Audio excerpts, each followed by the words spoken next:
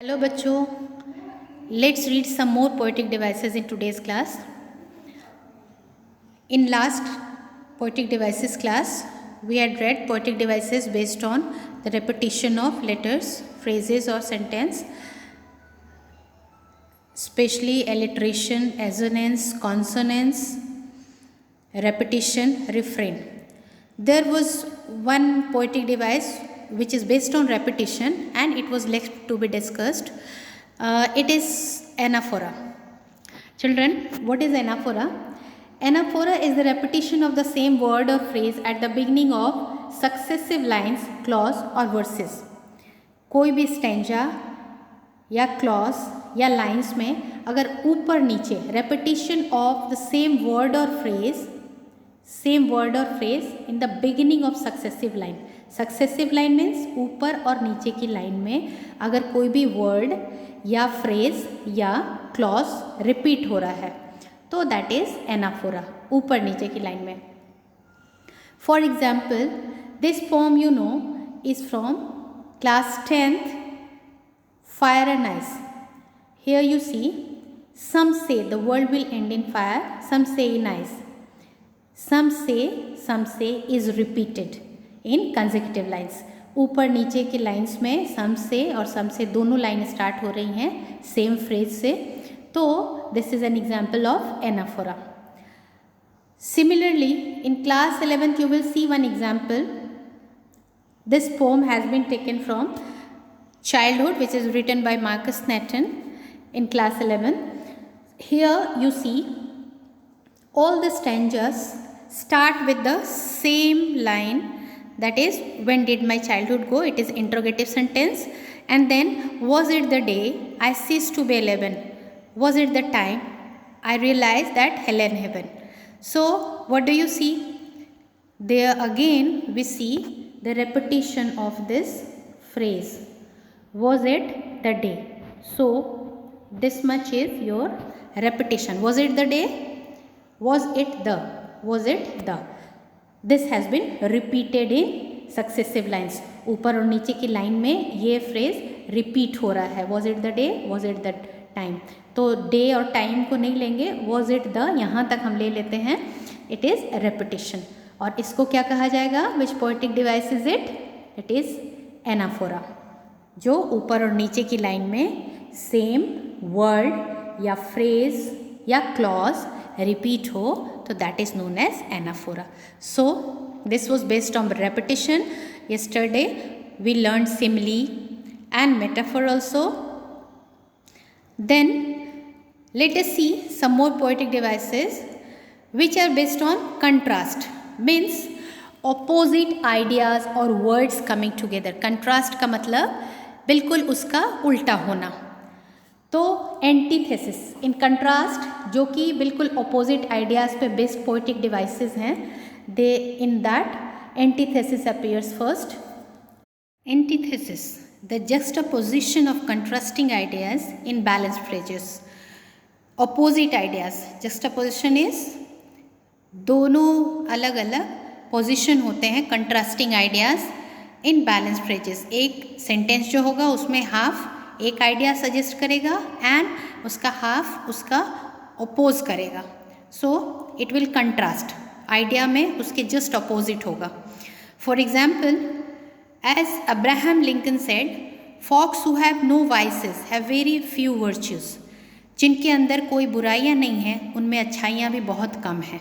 तो ये दो कंट्रास्टिंग आइडियाज़ हैं, जिनमें कोई बुराई नहीं है उनमें अच्छाइयाँ भी कम हैं, अपने आप को ही कंट्राडिक्ट कर रहा है. See the second example. They promised freedom and provided slavery. उन्होंने प्रॉमिस किया फ्रीडम, आज़ादी, और दिया क्या? गुलामी. तो ये अपने आप में दोनों अपोजिट आइडियाज़ हैं, कंट्रास्ट कर रहे हैं. Man proposes, God disposes. Man propose करता है, प्रपोजल रखता है, प्रस्ताव रखता है, and God castes them of. जो हमारा प्रपोजल है, हम जो सोचते हैं, ईश्वर उसको बिल्कुल डिस्कार्ड कर देता है, एक सिरे से नकार देता है, कास्ट ऑफ कर देता है.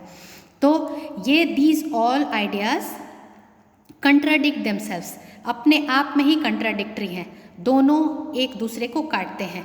तो इस तरह के जो पोएटिक डिवाइस हैं they are known as antithesis, means two opposite ideas appear in the same line who are contradicting themselves, अपने आप को ही अपोज करते हैं.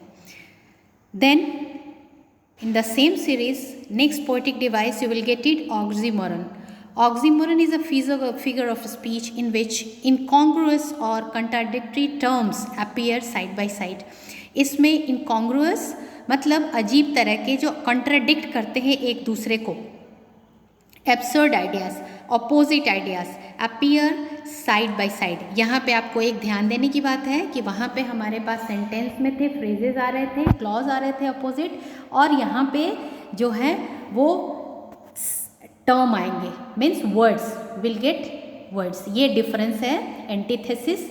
थेसिस मतलब दो अलग अलग आइडियाज सेम सेंटेंस में आते हैं, और ऑक्सीमोरन में opposite words are use together. Let's see some example. In his quiet rage, ये आपने पढ़ा क्लास 10th के a tiger in the zoo में. इसमें क्वाइट रेज, क्वाइट चुपचाप, और रेज इन एंगर.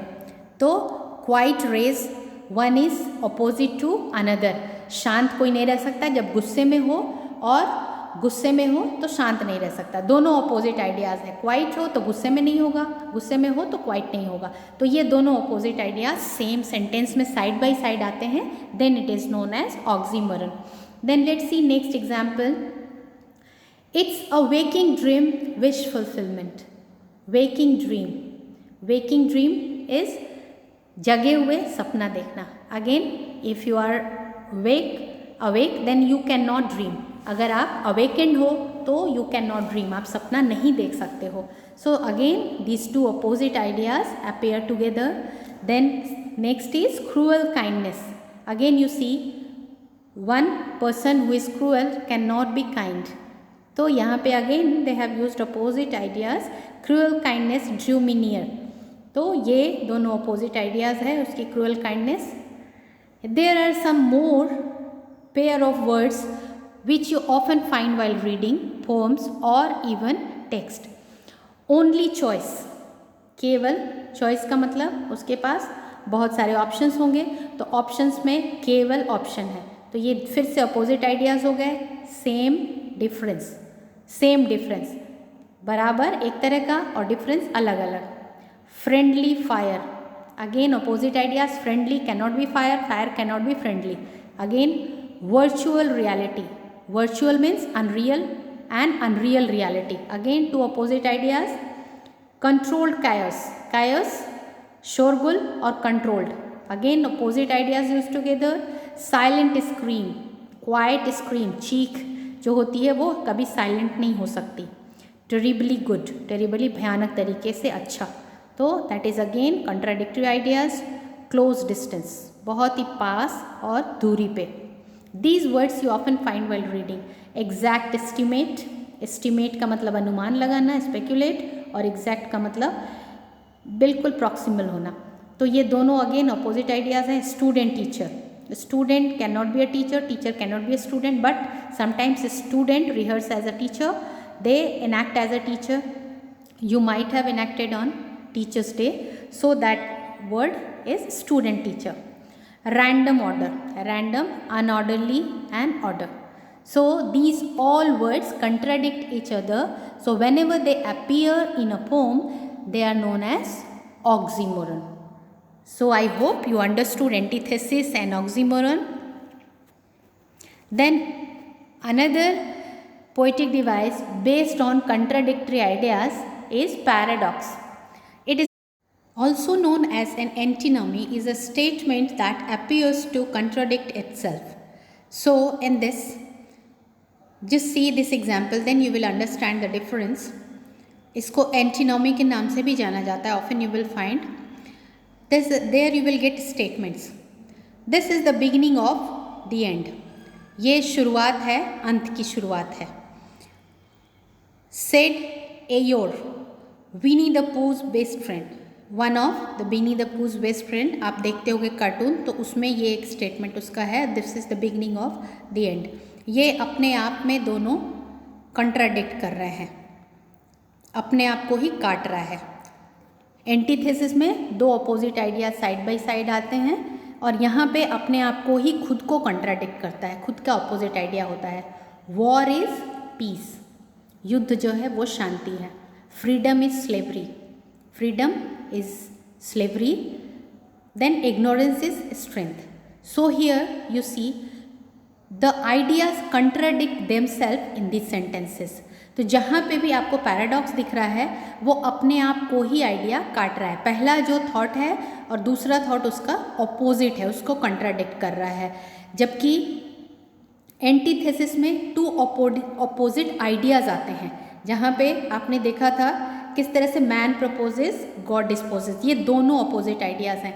लेकिन यहाँ पे जो एक थॉट होगी उसी को वो दूसरा कंट्राडिक्ट कर रहा होगा, अपोज कर रहा होगा। जैसे वॉर इज़ पीस, युद्ध जो है वो शांति है। तो वॉर को कौन डिफाइन कर रहा है? शांति। फ्रीडम को डिफाइन कर रही है slavery, freedom is slavery. Ignorance is strength. तो इस तरह का जहाँ पे वो अपने आप का ही अपोजिट हो, पहले डेफिनेशन का दूसरा जो पहला वर्ड हो उसका दूसरा वर्ड या एक्सप्रेशन उसके अगेंस्ट स्टैंड हो रहा हो, that is known as paradox. ये आ जाता है पैराडॉक्स में। I hope you understood the difference between antithesis and paradox. वहाँ पे दो पूरा आइडिया होगा, दो अलग अलग तरह के आइडिया एक सेंटेंस में आएंगे एंटीथेसिस में, और पैराडॉक्स में पहला थॉट जो है वो दूसरा थॉट उसको अपोज कर रहा होगा। पहला वर्ड जो है वो दूसरा वर्ड उसी के जस्ट अगेंस्ट में होगा। सो this is the difference between paradox and antithesis. Now next poetic device we are going to discuss is personification. Personification is a figure of speech in which an inanimate object, inanimate means non-living object, जिसके अंदर जीवन नहीं है, that may be any object or any animal. इसमें inanimate का मतलब यहाँ पे ये है, आपको समझना है कि नॉन ह्यूमन, यहाँ पे इसके बदले आप कह सकते हो नॉन ह्यूमन थिंग्स। और abstraction is thought, notion. Abstraction is endowed with human qualities और abilities. तो आपको ये समझना है कि personification जो होता है inanimate के बदले यहाँ पे आप non human things, जो इंसान नहीं है, इंसान के बावजूद कोई ऑब्जेक्ट हो सकता है, उसके बदले कोई ऑब्जेक्ट हो सकता है, कोई थॉट हो सकता है, कोई एनिमल हो सकता है, तो वो नॉन ह्यूमन थिंग है। और या तो कोई एब्स्ट्रैक्शन हो सकता है, कोई आइडिया, नोशन, कुछ भी हो सकता है। एब्स्ट्रैक्शन भी है विच कैन नॉट बी टच्ड, तो कोई आइडिया या नोशन, थॉट भी हो सकता है। उसको ट्रीट किस तरह से किया जाता है? ह्यूमन बीइंग की क्वालिटीज़ और कैरेक्टरिस्टिक दी जाती हैं, तो इसको कहा जाता है पर्सोनिफिकेशन। हिंदी में आपने पढ़ा होगा मानवीकरण। तो नॉन ह्यूमन थिंग को ह्यूमन की तरह ट्रीट करना। Here you see giving human characteristic to something that is not human, जो ह्यूमन नहीं है उसको ह्यूमन कैरेक्टरिस्टिक देना, simple, in simple words. So इसको आप सिंपल वर्ड्स में कहोगे कि नॉन ह्यूमन थिंग्स को ह्यूमन एट्रीब्यूट देना, that is known as personification. For example let us see the sun smiled at us. Sun who is non human thing, human being नहीं है, but he has got the attribute of a human being which is smile. human being की smile करते हैं, तो ये the सन को attribute क्या दिया गया है, कैरेक्टरिस्टिक क्वालिटी क्या बताई गई है, smile. So this is to create beauty in our sentence. The poets and writers use such kind of sentences, they become very attractive. तो इस तरह से बहुत ही ज़्यादा इम्फैटिक और अट्रैक्टिव बनाने के लिए वो अपने सेंटेंसेस में इस तरह से उनको पर्सोनिफाई करते हैं, आइडियाज़ को और ऑब्जेक्ट्स को। See the second sentence, the trees waved goodbye to the children as they left for home. Trees waved goodbye, trees ने गुड बाय वेव किया हाथ हिला के। You might have seen boughs and branches of trees waving in air. हवा में वो जब air blows, wind blows, then they keep on waving their branches, उनके ब्रांच जो होते हैं वो वेव होते रहते हैं। तो यहाँ पे जो राइटर है उसने उसको किस तरह से एक्सप्लेन किया है, ट्रीज वेव्ड गुड बाय, उन्होंने गुड बाय विश किया उन बच्चों को जो घर जा रहे थे। So it is again waved goodbye, ये गुड बाय कहना that is an human attribute. तो वो ह्यूमन एट्रीब्यूट दिया गया है ट्रीज को, which is non human thing. Then next is she did not realize that opportunity was knocking at her door. अब knocking at her door is again attribute of a human being. दरवाजे पे कौन दस्तक दे सकता है? Human being Dastak दे सकते हैं. और यहाँ पे सेंटेंस में कौन दे रहा है? अपॉर्चुनिटी. अपॉर्चुनिटी का मतलब अवसर.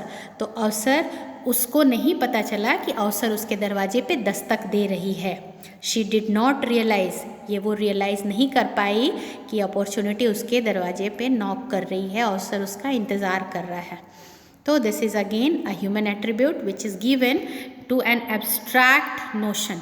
अपॉर्चुनिटी जो है वो एब्स्ट्रैक्ट है, एक थॉट है. अपॉर्चुनिटी एक आइडिया है, अवसर कोई चीज़ नहीं है, तो वो नॉक नहीं कर सकता. But it is poetic licence जो हमने डिस्कस किया था लास्ट क्लास में. तो ये ऑथर्स और पोएट्स इस तरह के आइडियाज़ अपनी राइटिंग में यूज़ करते हैं. Then again the ocean danced in the moonlight. Ocean danced, ocean dance नहीं करता, but it is poets writers imagination कि ओशन डांस कर रहा था मूनलाइट में, चांदनी रात में ओशन डांस कर रहा था. So again this ocean is personified. We'll say that the sun, trees, opportunity and ocean in these 4 consecutive sentences are personified. इनको मानवीयकरण इनका किया गया है. किसका किसका? The sun, the trees, opportunity and ocean have been personified in these sentences. In sentences में इनको personify किया गया है. So I hope you understood personification. Let's move to the next poetic device, that is hyperbole. Hyperbole is a figure of speech that uses extreme exaggeration.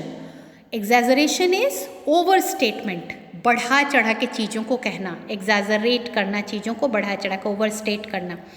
For emphasis, heightened effect और humorous effect. किसी भी चीज़ पे जोर देने के लिए, अपने sentence को जोर देने के लिए, उसको हाइटेन मतलब उसको बहुत ही ज़्यादा बढ़ा चढ़ा के बोलने के लिए, और या तो फिर ह्यूमरस इफेक्ट के लिए, for the sake of creating humour.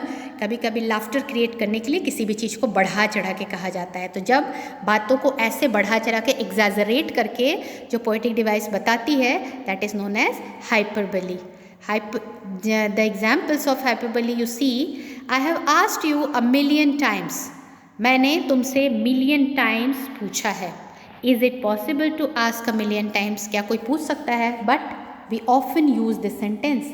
ये सेंटेंस तो हम अक्सर यूज़ करते हैं कि मैंने तुमसे सैकड़ों बार पूछा, million times पूछा, करोड़ों बार ये पूछा, तुमने बताया नहीं.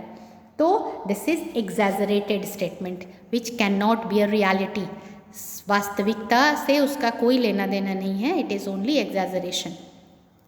Then the students walk so slowly that a herd of snail could have pass them on the path. Students इतने धीरे धीरे धीमी चाल में चल रहे थे. स्टूडेंट्स वॉक सो स्लोली, उनको किससे कंपेयर किया गया है? Herd of snails. मतलब वो जो स्नेल्स थे रोड पे, किस तरह से स्नेल्स बहुत स्लो वॉक करते हैं. जो होते हैं स्नेल्स, आपने देखा होगा, बहुत ही स्लो वॉक करते हैं. तो वो उनको रास्ते पे क्रॉस कर गए. मतलब snails were faster than the students, इतना स्लो चल रहे थे. This can not be reality. ये रियलिटी नहीं हो सकती. तो that is exaggerated statement. Again, I have tons of things to do when I get home. मेरे पास टन्स ऑफ थिंग्स हैं करने के लिए. जब मैं घर पे जाऊंगा, घर जाऊंगा, तो बहुत सारी चीज़ें हैं करने के लिए. उसमें बहुत सारी चीज़ों के बदले उसने क्या कह दिया? अ टन्स ऑफ थिंग्स. बहुत सारे सैकड़ों चीज़ें करने के लिए जब मैं घर जाऊंगा, which can not be reality. So it is again exaggerated. Some more exaggeration are ocean of tears. जैसे उसने आंसुओं का समुद्र बहा दिया. तो इस तरह के स्टेटमेंट जहाँ पे भी आपको देखने को मिले विच can not be a reality, so that exaggeration appears under hyperbole. So this is all for this video. We'll discuss some more poetic devices in our next video.